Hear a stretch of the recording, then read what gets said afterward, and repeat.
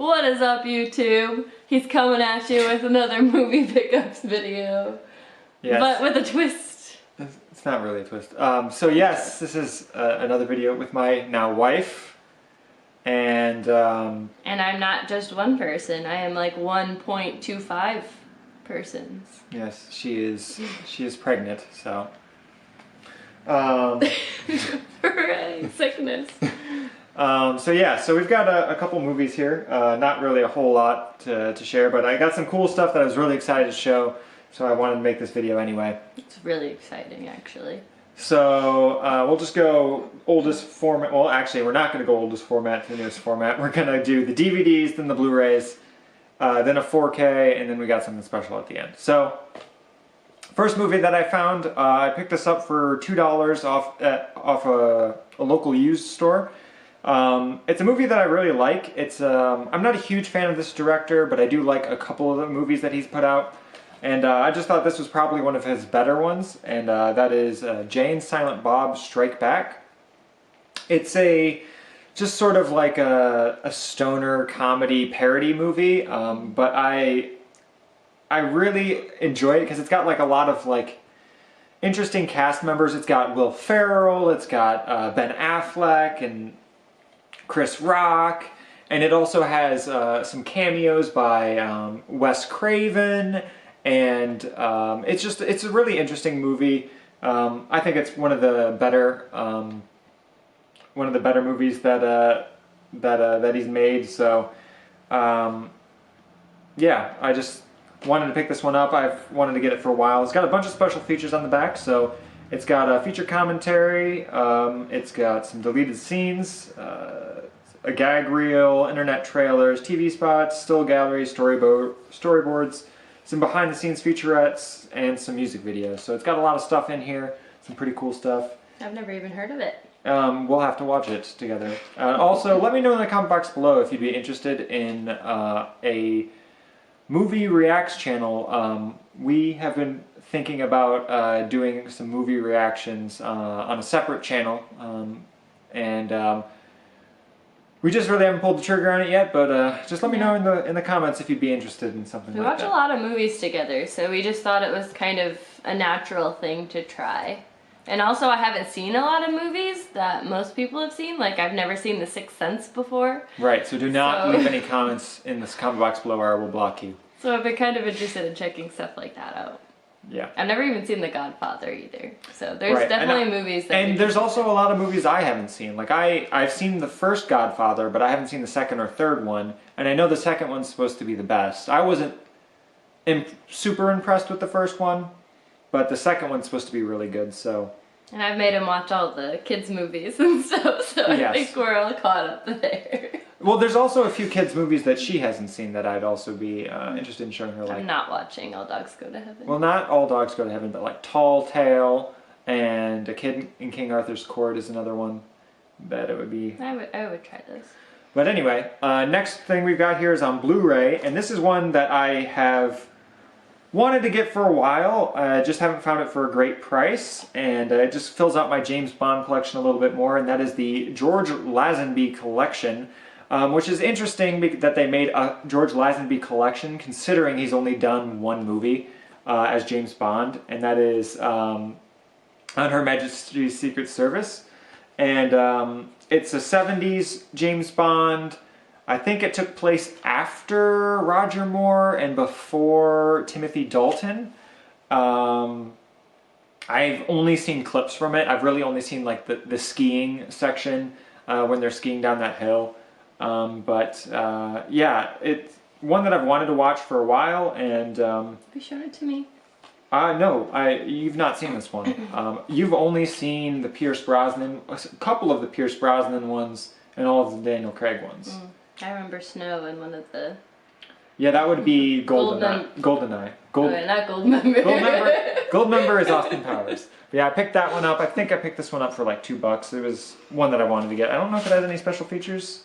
It doesn't say, but I would imagine there are probably some. Most Blu-rays have them. Yeah. For sure. And that's like a fancy Blu-ray set, so I think it would. Yeah, believe it or not, surprisingly, there's no James Bond movies on 4K other than the newest Daniel Craig ones, which is really surprising to me. Anyway, let's move on to the 4Ks. This is something that I've wanted to get ever since it started airing. I absolutely love this series so far. It is a TV show, and we're both really big into it, and it was really, really good first season, and that is the House of the Dragon. It's just the prequel series to Game of Thrones, so if you've never seen Game of Thrones, it's sort of a dark, gritty fantasy world with a lot of political drama, and I think you could watch that without watching Game of Thrones. oh yeah, you could easily, since this is a prequel, it stands really well by itself, and it doesn't really rely on too much previous knowledge of the other show. The acting is phenomenal in this. And the other really cool thing that I like about House of the Dragon, so if you've never seen Game of Thrones, the benefit that this has, if you're going into it blind, is it already has the big budget straight from season 1. Game of Thrones sort of had a really low budget at first and slowly had to build its way up to the better effects and stuff. The effects in this on season 1 are just fantastic. Now, I haven't watched this in 4K yet. I've only watched it streaming and on 1080p. Yeah, which sometimes dropped to less when everybody was streaming at the same time. Right, but I'm really excited to watch some of this in 4K with HDR, especially some of the later episodes. This should be really, really cool. I still prefer Rings of Power though, because I know both shows came out at the same time. Yes. Are they making a physical? No, not that I know of at this point in time. That's disappointing. So, I'm a huge Tolkien fan. yeah, so now the last things we have here the cool things. are the really, really cool things. So, I'm going to put this one on the floor because I don't want to open this one up.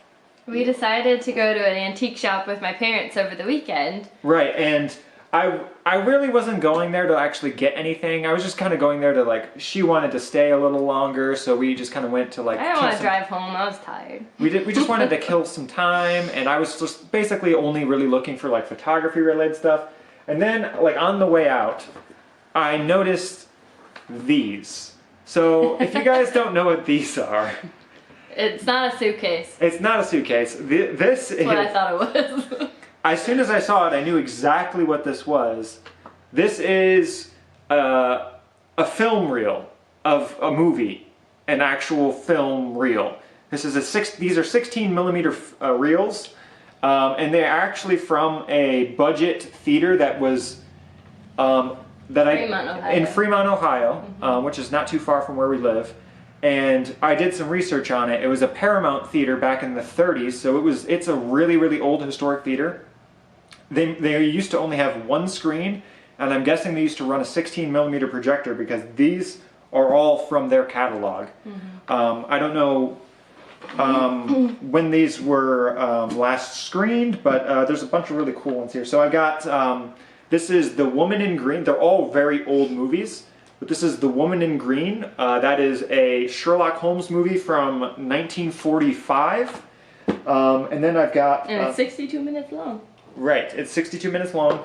This one, I've got another one right here. This one doesn't have the placard on it. It looks like it fell off, well, some of them did.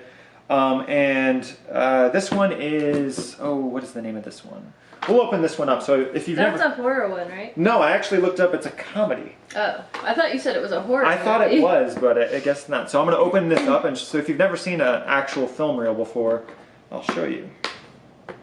It's got these almost like airtight little things you gotta turn to. Yeah, so this is top kept in off. this case that has foam on the other side. It's got these twisty locks here that'll keep it nice and safe. And it smells like vinegar on the inside. Which it means that I mean a lot of old film will start to smell like vinegar when Yeah, I smell it. because it'll start to degrade over time. But luckily these ones haven't degraded too much. This As far one, as we know. well, no, because you would know if you've ever. It's called vinegar syndrome, and what will happen is the film will start to warp.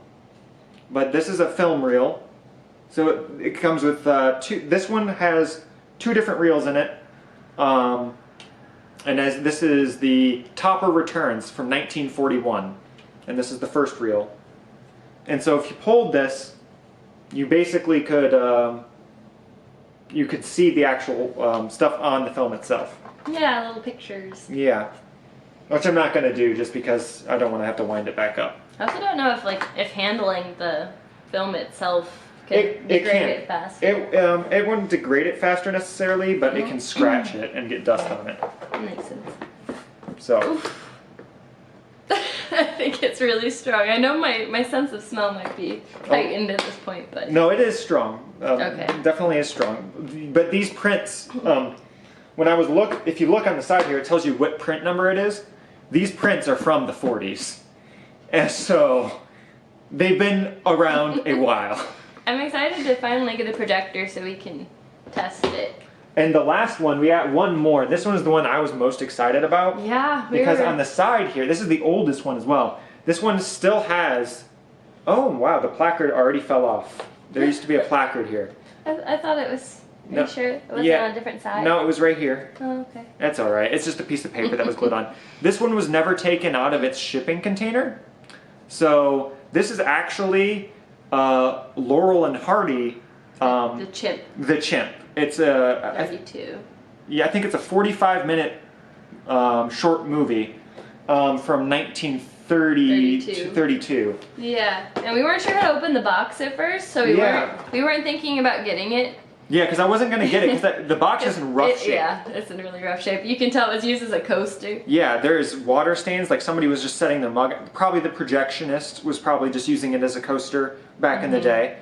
And I was stubborn, and I'm like, I'm gonna open it. So yeah, she wasn't sure how, and I'm gonna figure it out. She figured out how to open it, which it opens up on the top here, and I pulled it out. This print looks like it has never been run, which it makes sense why it's in its shipping container then.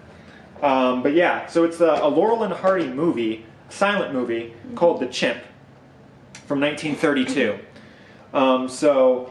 Those are really cool. I was super excited to get those. I'm mostly excited for the Woman in Green, which is a Sherlock Holmes one from 45, and this Laurel and Hardy one. But right now we're just looking for a projector to actually project them. Yeah, we gotta find a spot in the house to project. We can find a spot in the house to project it for sure, but the projectors I've been doing some research at least, and it looks like they run anywhere from like, if I get them on eBay, I can find some that are running for like 200, 300 bucks. But if I want to get like one that's been like certified refurbished and like from a company with a warranty and everything, it's going to run like close to $1,000. So like an expensive, yeah, like a normal camera lens. Yeah, right. So and there's some cool ones out there that I've been looking at. There's some that the one I've been looking at is there's some from Bell and Howell, where you can, instead of having to actually wind the film around all the gears yourself, you just wrap it around one gear and you put the lead in and it'll just auto feed it to the next reel, and then you just tape it. So that is probably the one I'm going to try to get, one of those models, but it remains to be seen. But I'll definitely do another video about these once I have a projector. I just wanted to share those in this pickups. Thought they were super cool. I'm a big fan of Laurel and Hardy, so I was super stoked to find that, and in good condition. Yeah, and don't think that we find stuff like this all the time. No, it was like this. Normally, we're not lucky when it comes to antique stores. We find the trash. And I was like, I've never seen a film reel. Like, I've seen Super 8 film reels in real life.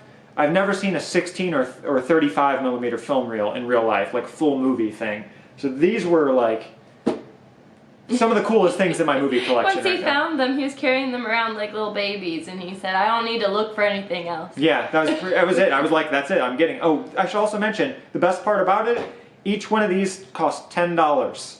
Well, one was... Laurel and Hardy was $15, but still, for $35 for 3 movies on 16 millimeter film, I looked up prices of 16 millimeter like full film movies, and they're pretty rare. I mean, you don't see them. You don't see them a lot, and when they do, even even the non-desirable movies go for like hundreds of dollars. So it's or at least 100 or 100, yeah. So it's crazy. Like, I got such a steal. I'm still in shock. But you were very excited that day. But yeah, so that's pretty much all I've got for you guys. Let me know what you guys think in the comment box below. What did you guys pick up in the past couple weeks here?